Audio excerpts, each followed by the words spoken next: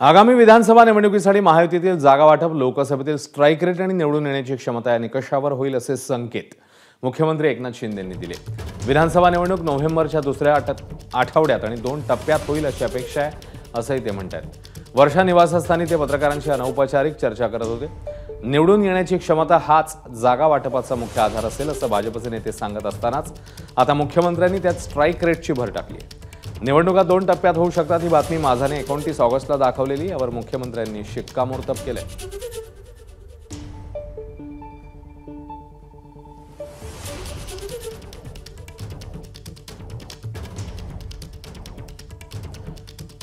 तर शिंदे गटाचा strike rate गद्दारीमध्ये जास्त आहे असा टोला खासदार संजय राऊतांनी लगावलाय। भाजपच्या सांगण्यावरून निवडणुकांची तारीख ठरते। भाजपने निवडणुकाही आपल्या ताब्यात घेतल्या आहेत। तसंच सरकारमध्ये हिंमत असेल तर महापालिका निवडणुका घेऊन दाखवाव्यात असंही राऊत म्हणतात।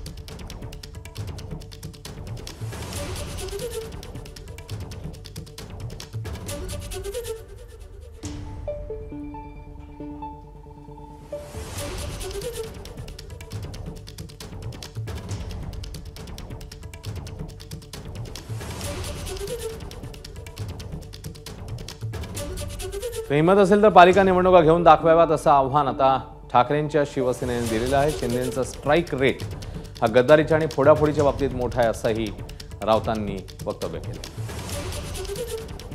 जे मुख्यमंत्री आहेत त्यांनी असं म्हणलेलं आहे की राज्यातील जे विधानसभाच्या निवडणुका आहेत आता तर ते 2 टप्प्यात होऊ शकतात। दिवाळीच्या सुरतला एक आणि गुवाहाटी एक सुरतला एक गुवाहाटीला एक करणार का ते 2 टप्प्यात? पण अर्थातच जर आपण बघितलं तर तयारी सुरू झाली आहे। एकीकडे निवडणूक म्हणजे पक्ष एकमेक इकडे तिकडे जाताना दिसतात, बरेच लोक संपर्कात आहेत म्हणजे शिवसेनेचे अर्थात ठाकरे गटाचे। अजून निवडणूक आयोगाला भाजपकडून आदेश गेलेला नाही निवडणूक घेण्याचा इथे, नाहीतर निवडणुका जाहीर झाल्याच असत्या।